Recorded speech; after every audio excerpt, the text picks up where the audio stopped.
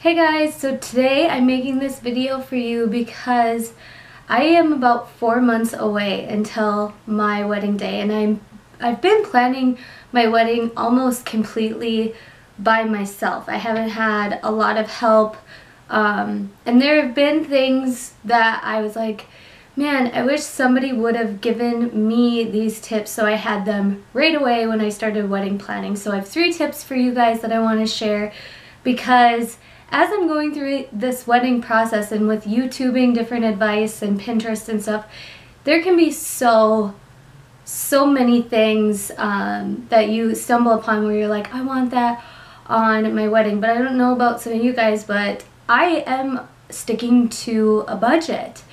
And these are just some tips that I have for you for still making your wedding day special and unique and yours, and also sticking with your budget. So the first thing I want to talk about is follow a spaced out checklist. And one tool that has been super helpful for me is the Knot wedding planner app, because you can make this, you set this app up, download it free on your phone, you put when your wedding day is. It has a countdown, so I'm at 122 days. Oh my gosh, that's crazy. And then there's a checklist, and it goes by month. And this is so helpful because they have it very, very detailed. A lot of the things on this app we're not really discussing right now. For example,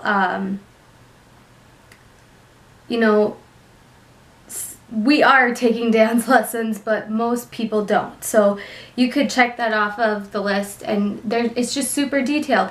And this way, you're following a time frame that makes it less overwhelming, And I really noticed throughout this whole process, I really started planning about a year out from my wedding day, and this app has been so helpful with making it be spaced out. I'm not feeling rushed. I feel like I have a lot planned already. I still have a lot to still plan, but following along this app has been very, very, very helpful, and it has also made it budget friendly. I also suggest paying for things in full as you book them. And even though, yeah, in June when we were paying for our DJ and paying for our photographer and our videographer, that was kind of in the June, July, August time frame where we were doing that. It kind of sucked at the time, but if you think about it, those full amounts are due on your wedding day. And do you really want to be, you'll be glad that you paid for it in full months before the wedding versus on the wedding day where there's just little things that rack up over time. So my first tip is follow a list. I know my Erin Condren wedding planner has a list, but I found that the Knot app has been the best so far because it's super detailed and spaces everything out. My second tip is don't always gravitate to cheap. I am in a area weddings formal attire swap group. I found it on Facebook, and I'm always constantly seeing in search of cheap DJ, in search of cheap photographer, in search of cheap whatever. And yes, I get it. We should be watching our budget when planning a wedding, but I have been to a lot of weddings where they take the cheap route and brides regret it in the end. So my advice with that is really decide on what things you really want to splurge on that seem worth it to you. Okay, with that being said, I'm going to share our story. We don't really have a group, our family and friends aren't huge dancers. We have a lot of introverts in our family and our wedding party and stuff. So if we got a DJ that just sat behind a booth and did nothing and didn't interact, more than likely we would have one of those bad wedding dances where it's pretty much just the bride and the little kids out on the dance floor, and we did not want that. So we found a very, very good DJ in town. it's Dave with Harmon Dance Works. I'll put his link down below. If you are in the Fargo area, Fargo, North Dakota area, you can check him out because him and his associates are wonderful. They're more like MCs. They've been doing this for a long time, so they feed off the crowd. He's giving us dance lessons as a part of our package. He's really just going above and beyond being just a DJ. And to us, that was really, really, really important. For me, I love video. You guys know I love making YouTube video for you guys, and I love watching YouTube videos. So I felt it was worth it to me to find a very good videographer. I'll also link my videographer down in the description below because she wasn't the most expensive, but she wasn't the cheapest. She was kind of in between. I knew what I wanted.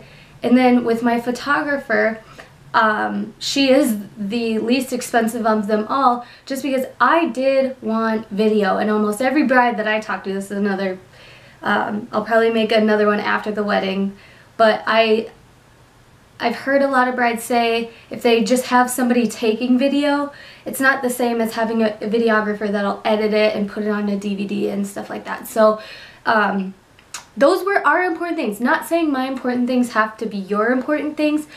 I'm choosing not to spend a whole lot on these centerpieces because in my mind I'm like, well, you know, what am I going to do with these centerpieces after the wedding? What am I going to do with 50 vases? I'm just not going expensive with my centerpieces and decorations, and I invested those into things like my DJ and my videographer and a photo booth, the entertainment types of things. And my mom actually brought up a really good point because in the beginning I was going a little bit over budget on my DJ, which meant I had to kind of cut some other things out. And my mom's like, you know, your DJ is kind of like your gift back to your guests, and if they have a good time because the DJ is good and interactive and feeding off the crowd and has a lot of experience and isn't just somebody that sits behind a booth, it's going to be worth it in the long run, you know? So that's kind of how I looked at it. It's totally up to you. If you kind of feel like you want your reception to be a band with you know, just cocktail hour, not really people dancing, but people just enjoying good music, then that's totally up to you, and you won't have to make that huge investment of a DJ, and you can search different bands and things like that. So what's important to me doesn't necessarily have to be important to you, but really sit down and think about the things that you're okay with splurging on, because it's important to you and your fiance to have that part of the day be extra special. Like if you really love a certain venue, go for it. You know, if you'll just know what's important to you and what you want to splurge on, which leads me into my third tip, which is really stick with your own vision of your wedding day, and don't let people's opinions impact what you truly desire your special day to be like. With that being said, I was talking to the girl who was doing my eyebrows today. Shout out to Paula. She was doing my eyebrows, and she was saying how they were just gonna have a cheap DJ of a friend of, I think it was her fiance's, but her and her fiance went to a bar one night and a really good band was playing, and they booked that band instead, and maybe her fiance's family and family friend wasn't too happy with that decision. That's what she wants, and it's your special day. So those types of things you stick with, because it's your day, it's your vision, and it is your special time, and it's you and your fiance coming together. You know, it's about you two. Not everybody is happy with the decision of Sean and I getting married on a Friday, but we're okay with that. We love Friday weddings. We love that, you know, you finish work and you go to the wedding, maybe even finish work early on a Friday, go to the wedding, dance, and you still have your whole weekend. We love that about Friday weddings. Not everybody's happy with us, but it's our special day, and it's about the two of us, not about everybody else. It's not about making everybody else happy. So those are my 3 tips for you guys. If you have questions, please comment them down below. I'll respond to everybody that comments, or if I do get a lot of comments and questions about wedding planning, I'll make a answers video to those questions just based on my opinion. If you have any wedding advice, since I am 4 months out right now, if you have advice for me in the months to come, please, please, please, I would love your advice, because I truly feel like learning from other brides, other people who have been through this, I feel that that's the best advice. Like, you can search into anywhere, Google, Pinterest, and you can find advice from experts and what others are saying.